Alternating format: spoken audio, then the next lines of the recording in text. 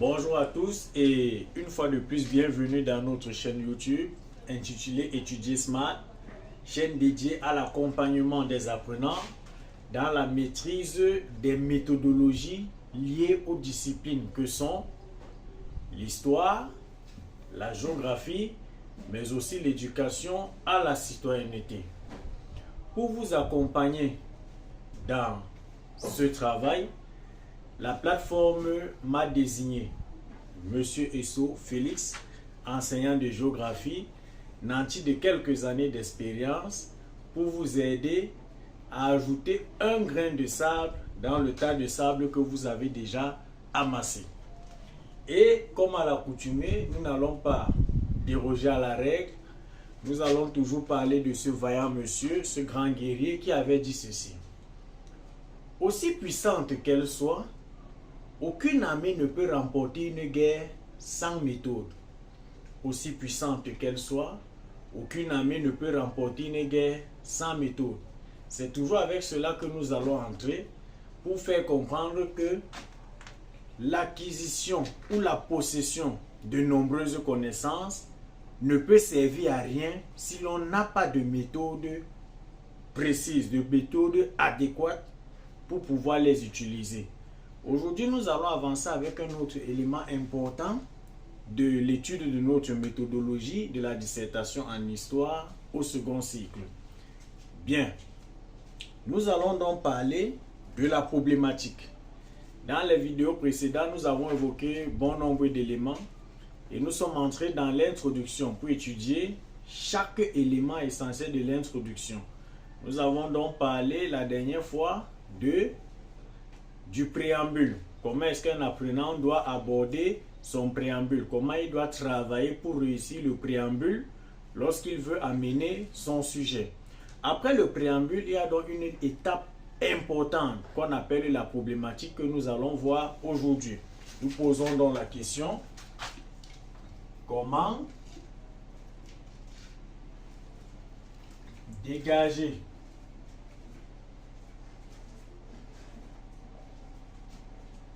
la problématique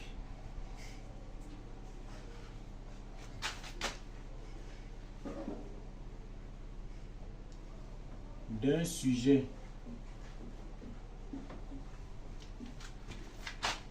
de dissertation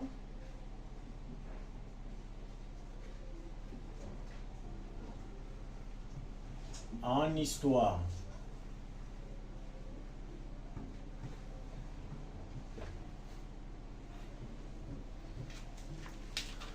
Nous avons dit que la problématique est un élément essentiel.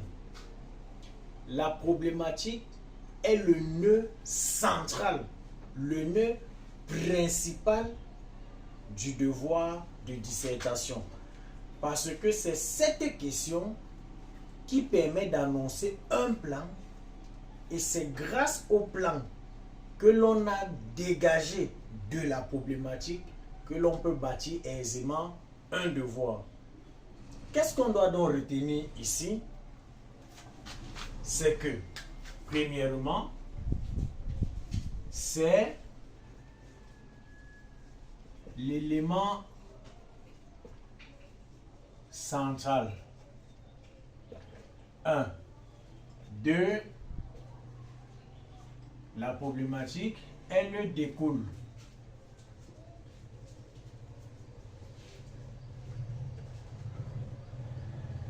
du problème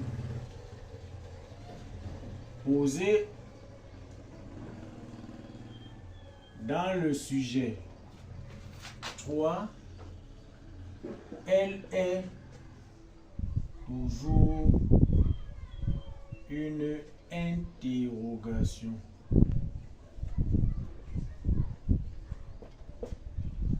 On peut se limiter à ces 3 éléments. Première chose, c'est l'élément central du sujet. Deuxième chose, elle découle du problème posé dans le sujet. Et troisième chose, elle est toujours une interrogation. On ne va jamais donner une phrase affirmative pour poser le problème, pour poser la problématique. Mais le problème, c'est une affirmation, comme on l'a dit déjà dans les vidéos précédentes. Le problème est une affirmation, alors que la problématique est une interrogation. La méthode la plus simple, pour détecter la problématique est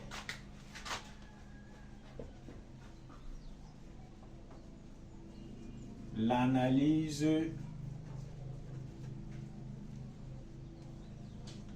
des mots-clés. On peut encore l'appeler pardon, la définition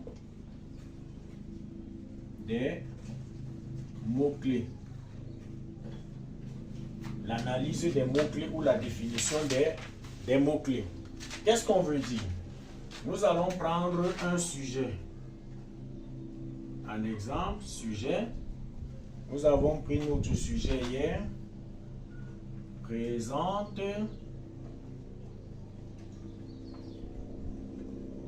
les causes de l'impérialisme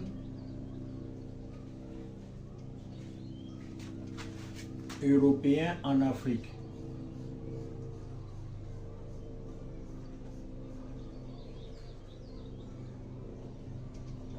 Présente les causes de l'impérialisme européen en Afrique. La définition des mots. Déjà, on doit identifier les différents mots-clés. On a dit présente, on a cause, on a impérialisme. On sait déjà le cadre. C'est l'impérialisme ou en Afrique. On sait déjà que c'est l'impérialisme de qui? Des Européens ou en Afrique. Quoi? Les causes de quoi? De l'impérialisme. Il est donc important pour l'élève d'analyser. On a bien un élément. Faire comment?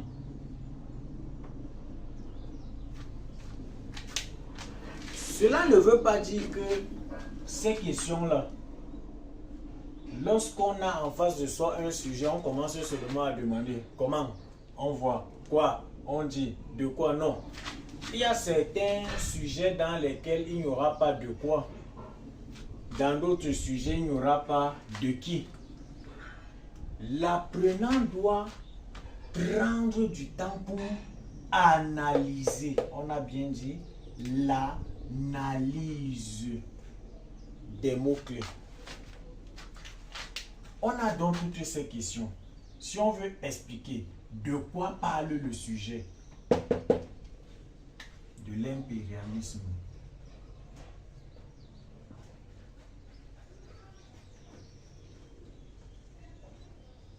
ça, c'est un travail important que l'apprenant doit faire sur son brouillon. Il n'y a pas de précipitation. On prend son temps pour travailler en étant posé avec méthode.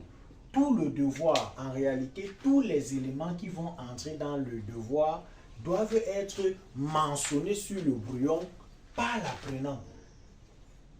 On ne demande pas de rédiger tout le devoir sur le brouillon, non. On demande à l'apprenant de recenser tous les éléments importants qui vont lui permettre de bâtir son devoir sur sa feuille de composition à la fin, sans problème.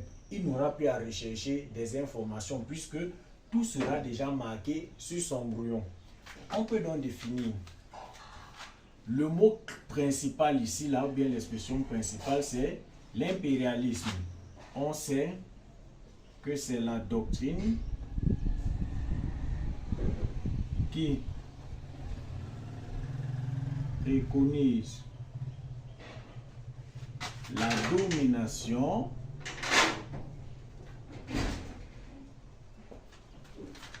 des États forts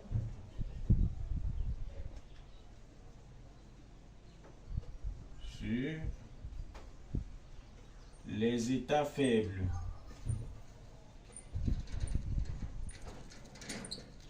dans tous les domaines.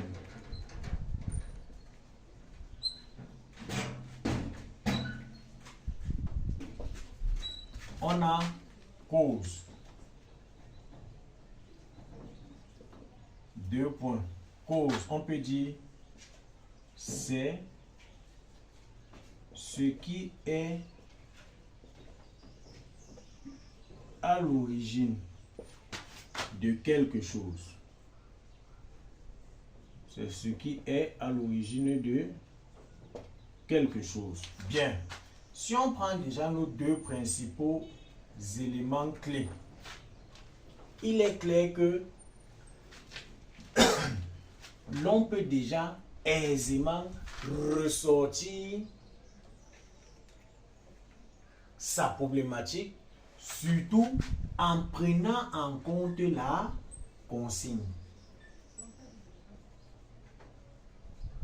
La consigne demande de présenter. Ça veut dire que c'est déjà là. La consigne dit présente. On ne présente pas ce qui n'est pas là. On présente ce qui est là. Donc, il y a déjà les causes de l'impérialisme européen en Afrique. Maintenant, ce qu'on demande à l'élève de faire, c'est les présenter. On ne demande plus son avis. Est-ce qu'il y a ou il n'y en a pas? Il y en a. Il doit juste les présenter. Puisqu'il doit donc les présenter, la question qu'il va poser découle d'elle-même. Notre problématique sort aisément. Quelles sont donc les causes ou raisons, il peut dire mobile, de la domination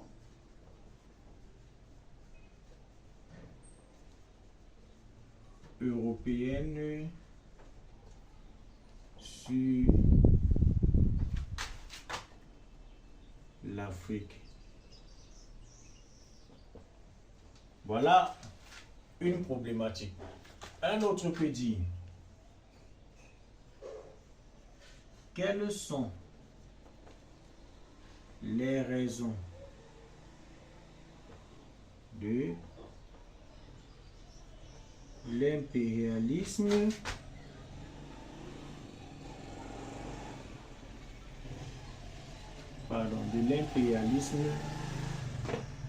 occidental